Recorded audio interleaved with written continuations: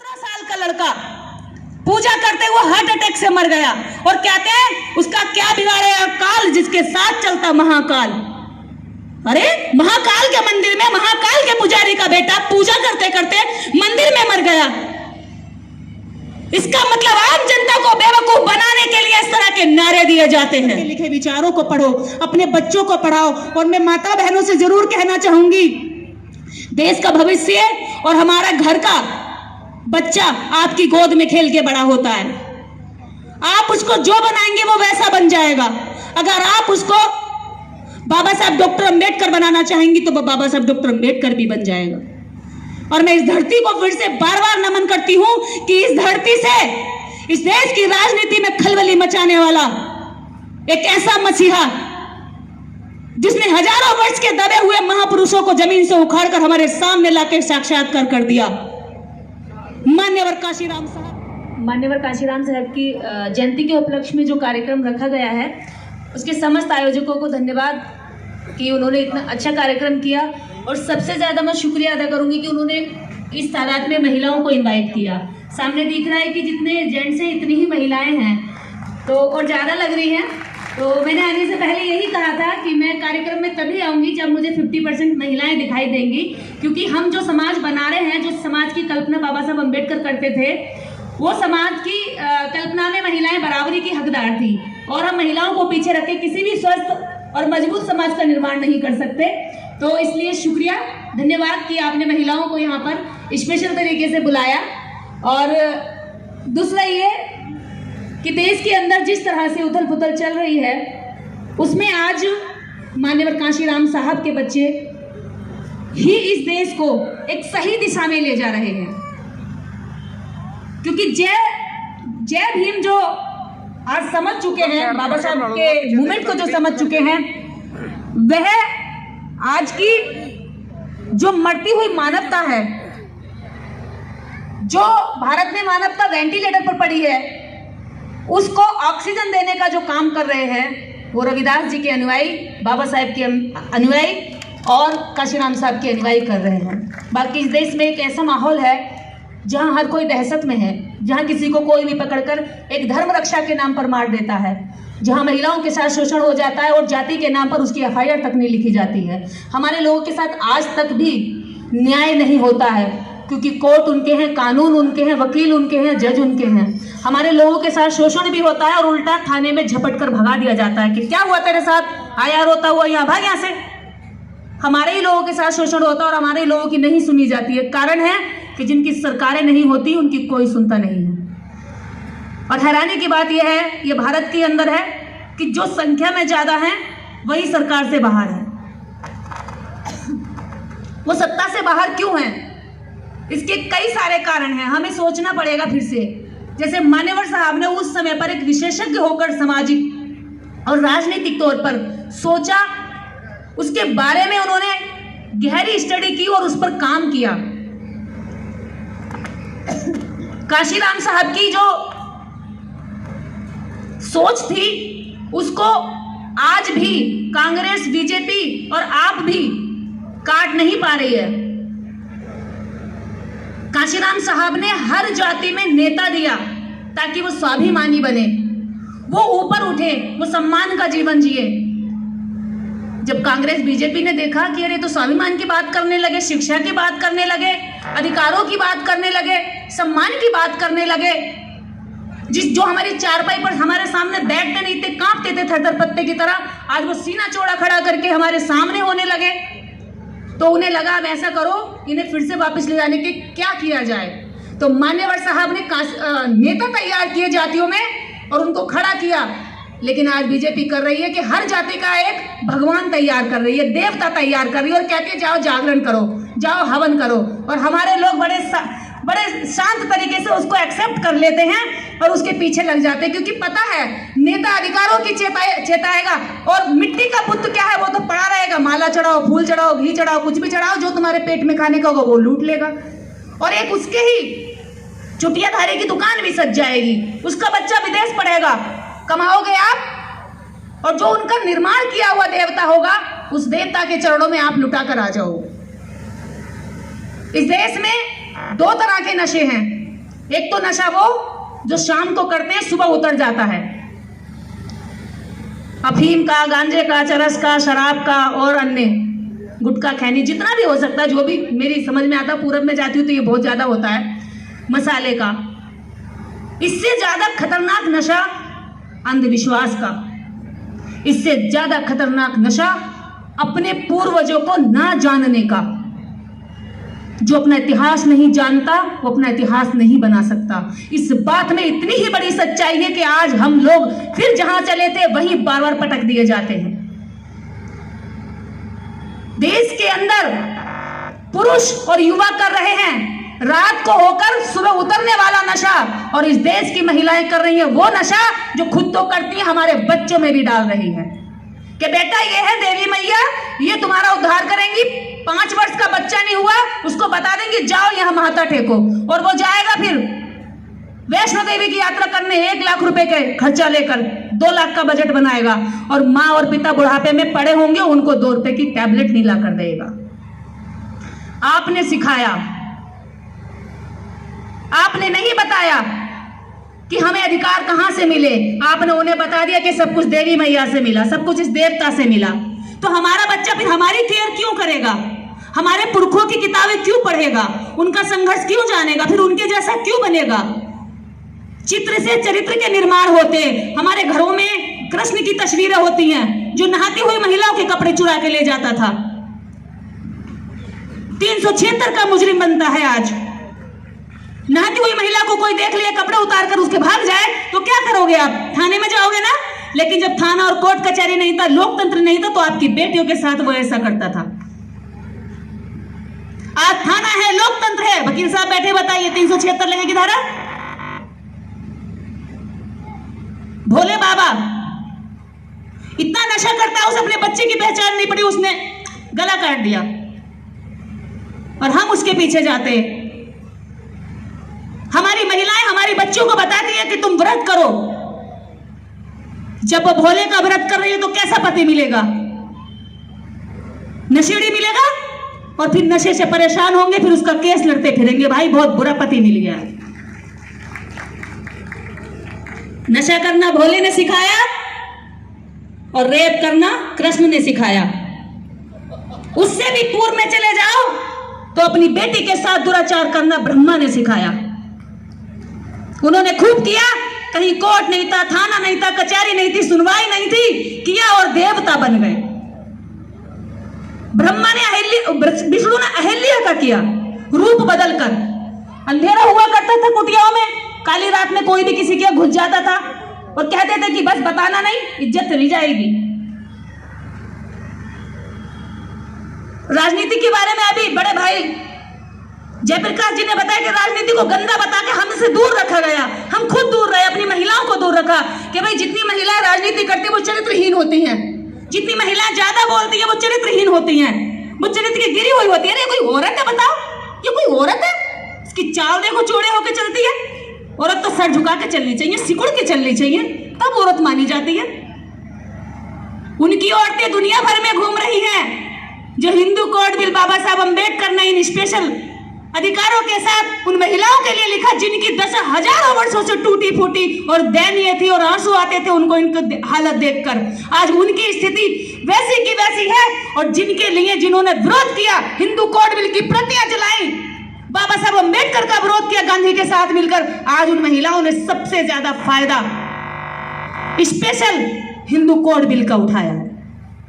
हमारी महिलाओं को पता भी नहीं होगा, इनको पता है कौन सा व्रत कब आना है, इनको पता है कौन से त्योहार कब आना है, लेकिन इन्हें यह नहीं पता कि कौन सा अधिकार मेरा किस तहत, किस धारा के तहत, किस अनुच्छेद के तहत आता है। वो कहते हैं कि हम मंदिर में पत्थरों की देवी की प्राण प्रतिष्ठा कर देते हैं, मंदिर हमारा व्यक्ति बनाता है, मजदूरी हमारा आदमी करता है, मूर्ति हमारा आदमी बनाता है, ईंट ईंट रखकर, गारा सीमेंट चिनकर हमारा मंदिर, हमारे लोग उसको खड़ा करते हैं, और जैसे ही वो बन जाता है कहते कि तुम अपवित्र हो, तुम नहीं आओगे,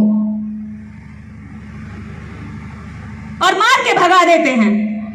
हमने पूछा कल ही, हमने क्या, हमें बड़ी गाली मिली, हमने कभी आप प्राण प्रतिष्ठा कर देते हैं, बकरी मर गई है, जिस भी प्रकांड पंडित को, ब्राह्मण को अपने प्राण प्रतिष्ठा के मंत्रों पर भरोसा हो, मैं मुंह मांगी दान दक्षिणा देने को तैयार हूं, मेरी बकरी में प्राण प्रतिष्ठा करके उसको जीवित कर दो। गालियां दे रहे हैं, किसी को अपने मंत्रों पे भरोसा ही नहीं। अधर्मी कह रहे हैं, विधर्मी कह रहे हैं। आज सवाल करने लगे शिक्षा के दम पर तो हम विधर्मी हो गए। तुम्हारे कहने पर गाय का मूत्र को हम कहते रहे कि पवित्र है, इससे घर शुद्ध हो जाता है, इससे आदमी पर छिड़को तो आदमी शुद्ध हो जाता है। जब तक तुम्हारी इतनी बेहुदी बातों को हमने माना तो हम धर्मी हो गए, हम धर्म के रक्षक हो गए। कहते कि तुम धर्म की रक्षा करो, धर्म तुम्हारी करेगा। अरे भाई खुद डायरेक्ट कर लेना भगवान अपने धर्म की रक्षा, हमें क्यों बीच में लपेटता है? मानवता को क्यों रोज हत्या पर करता है? एक तुलसीदास ने किताब लिखी जिसमें गाली है, स्त्रियों को पीटो, ताड़ो इनको, धोर गवार पशु शूद्र नारी शक्ल ताड़ना के अधिकारी। अहीर कुम्हार गड़रिया, इन सबको देखने से, तेली का मुंह देखने से दिन अशुभ हो जाता है। अरे एक कुंठित व्यक्ति ने, तुलसी ने किताब लिख दी और तुमने उस किताब को हमारा धर्म बनाकर हम पर वो अत्याचार किया।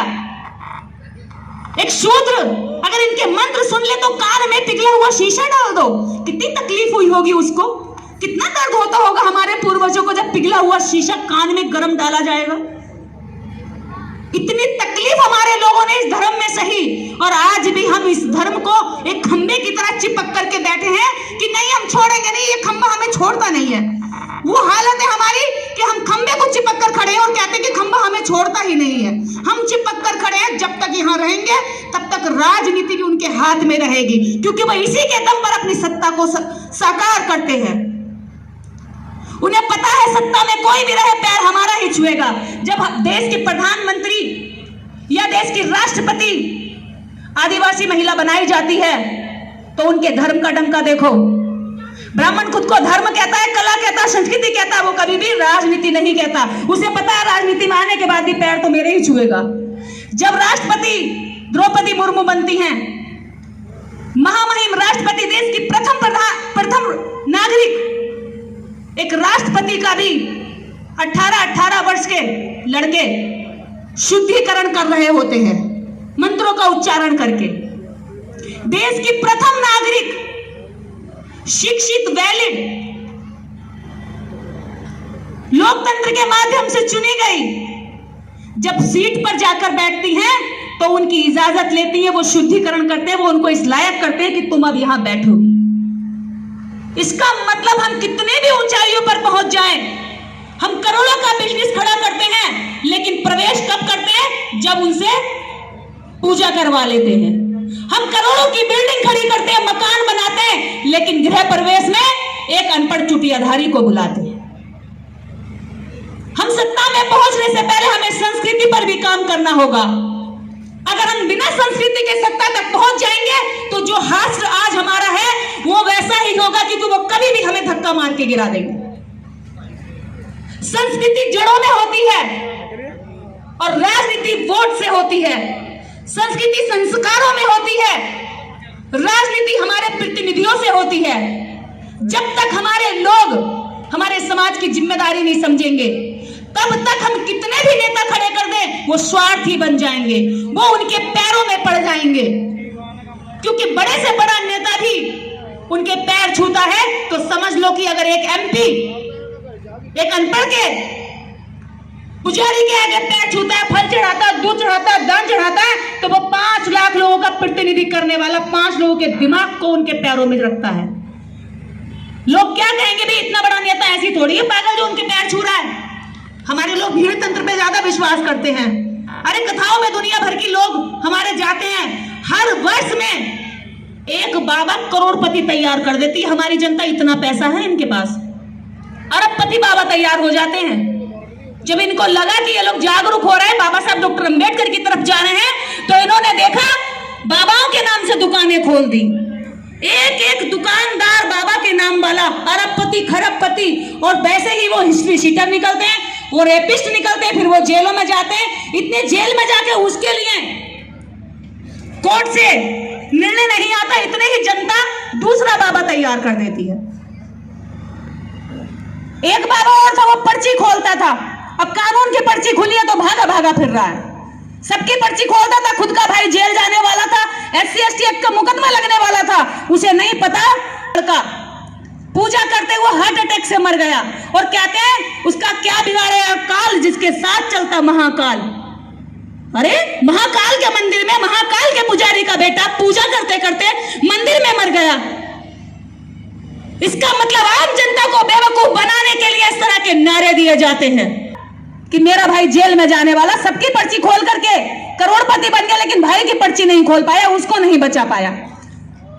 अभी महाकाल के मंदिर में पुजारी का बेटा हष्ट पुष्ट केवल 17 साल का मैं भी बहुत बड़ी पुजारी थी, भगतनी थी, दुनिया भर के मंत्र आते थे मुझे, लेकिन जब देखा बाबा साहब डॉक्टर अंबेडकर को पढ़ के सच में ऐसा लगा कि जीवन का जो समय गुजरा, लगभग 20-22 वर्ष की उम्र में बाबा साहब डॉक्टर अंबेडकर को पढ़ा तो ऐसे लगा कि ये जन्म दोबारा हुआ है और 20 साल पहले ये विचारधारा क्यों नहीं दी माँ बाप ने, 20 साल खो दिए जीवन के।